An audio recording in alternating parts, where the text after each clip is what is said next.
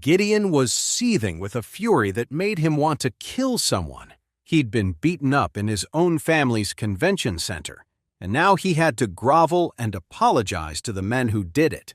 Even worse, it had all happened right in front of Clare. It was the most humiliating moment of his entire life.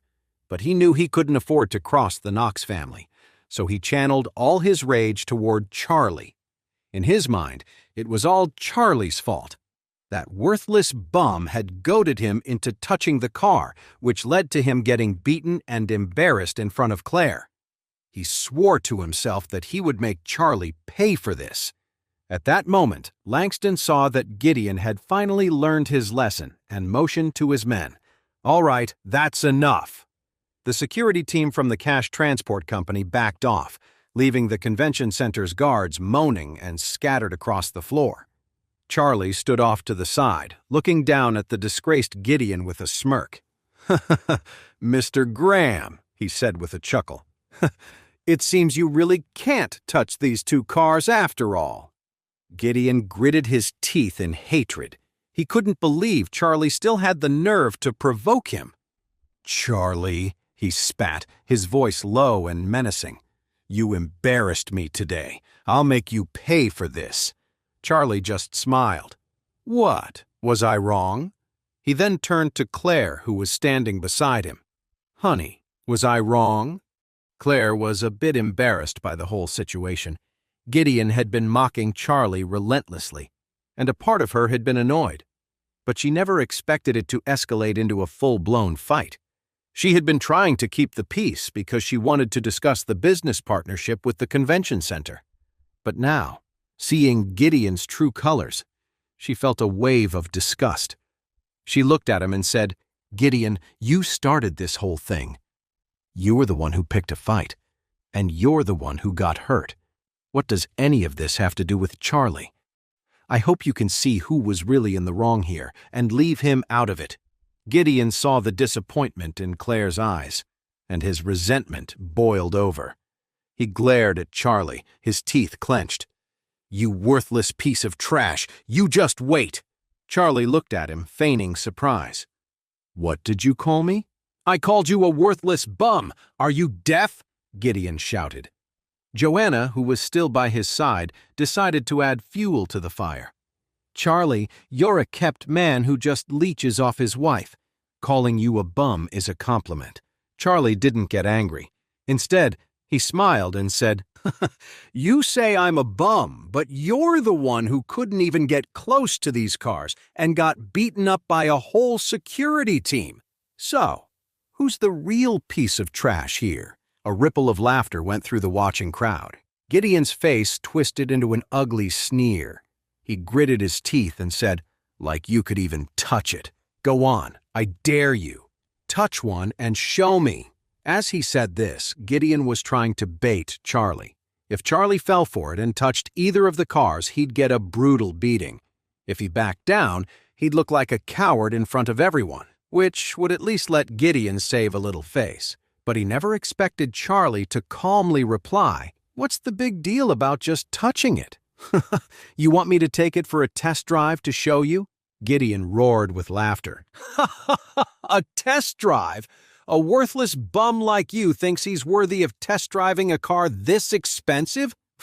If you can even touch the door handle, I'll call it your win for the day." Gideon figured that with Langston and all his men standing guard, if Charlie actually tried to touch the car, he'd get beaten just as badly as he had. Charlie just smiled, pointed to the car right in front of him, and asked Clare, "Honey, do you want to go for a ride in this car?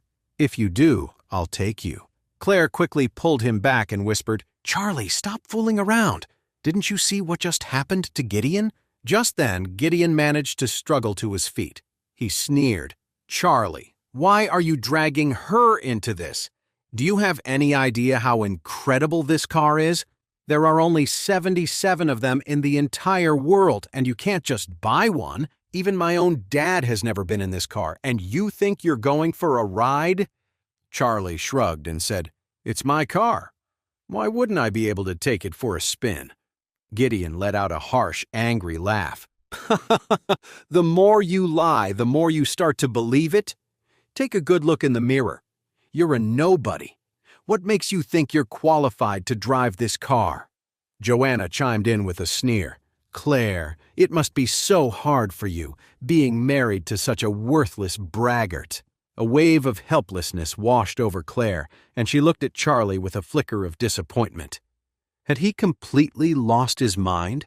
How could he say something so ridiculous at a time like this? Charlie didn't bother explaining. He just reached into his pocket and pulled out 2 bracelet-style keys. He dangled them in front of Langston, the man in charge of the auto show, and said calmly, "Do you recognize these?" When Langston saw the smart bracelet keys Charlie was holding, he was completely stunned. Then, remembering what Christian had told him over the phone, it suddenly clicked. Holy crap! Could this young man be Mr. Wade? The one they call Charlie? Yes, he said his name was Charlie. He quickly bowed low and said with deep respect, "Hello, Mr. Wade." "Langston Reeve at your service, sir. It's an honor to meet you, Mr. Wade." He then quickly moved to the side, gesturing toward the 2 supercars behind him. "Mr. Wade," he said respectfully, "your 2 cars are ready. You can drive them away whenever you like. If you don't want to drive, we can arrange to have them transported to your home." The crowd was completely floored. Gideon's jaw dropped, and Joanna was completely speechless. The same man who hadn't hesitated to beat up Gideon was now bowing to Charlie like he was royalty, calling him Mr. Wade. Even more unbelievable, he was saying that both of these supercars belonged to Charlie. What in the world was going on? Claire was completely speechless, trying to process what was happening. But then, she remembered how Salmon White had given Charlie that huge mansion, and she started to piece things together. Charlie must have done one of his energy alignment readings for some rich person again and conned them. Just then, Gideon rushed over to Langston. "Mr. Reeve, you have to be mistaken. This guy is Charlie, the famously broke son-in-law of the Oris Hill Wilson family. He's definitely not some Master Wade." Joanna stared at the manager and blurted out, "Mr. Reeve, just look at him. He's so poor. How could he possibly afford a car like this? He probably has fake keys and just came to the auto show to show off. You can't let him fool you." Charlie just scoffed, took a still-stunned Claire by the hand, and walked toward the Ardent Motors 177. The security guards, who moments ago were ready to defend the car with their lives and stop anyone from touching it, saw how polite Langston was to Charlie and immediately stepped aside.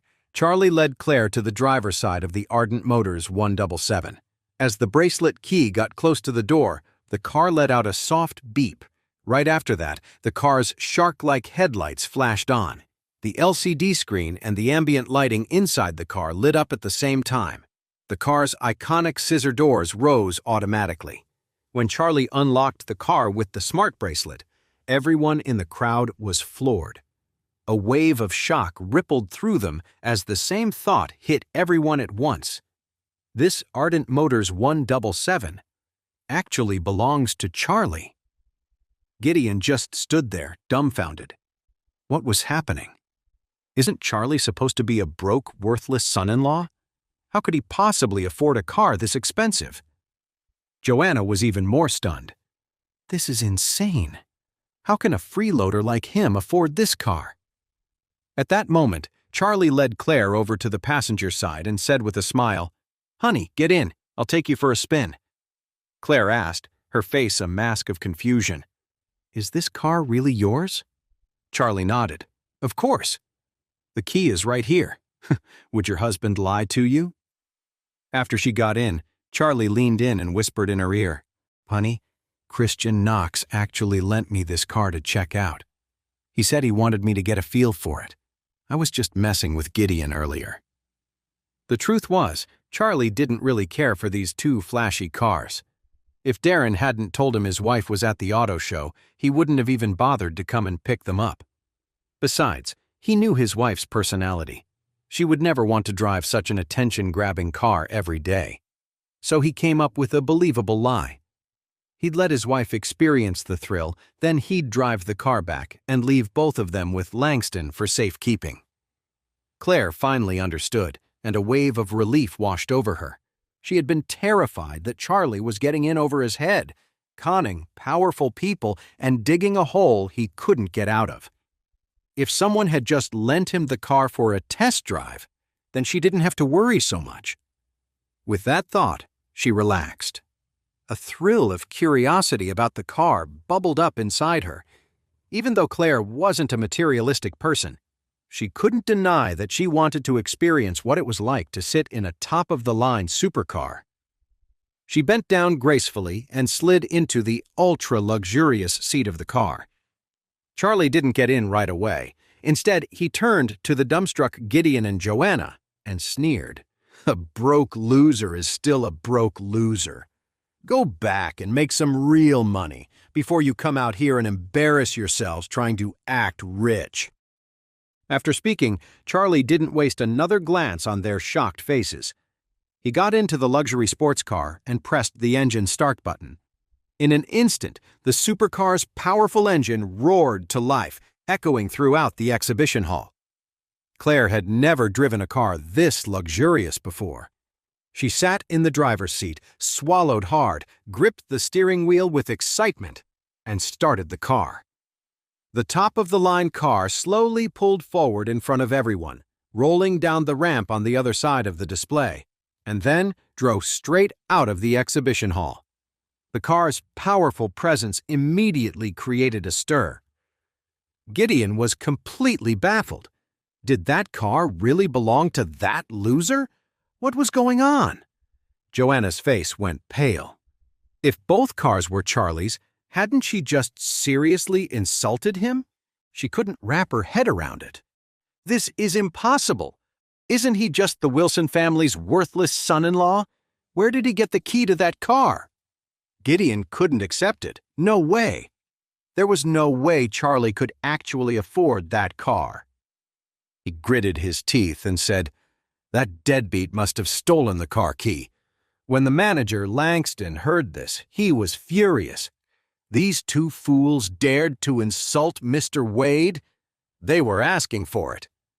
He turned to look at Gideon and Joanna and yelled angrily, "You've insulted Mr. Wade, and you still have the nerve to run your mouths in here?" With that, he ordered a bodyguard. "Hit him hard!" The bodyguard knocked Gideon to the ground with a few quick punches and kicks.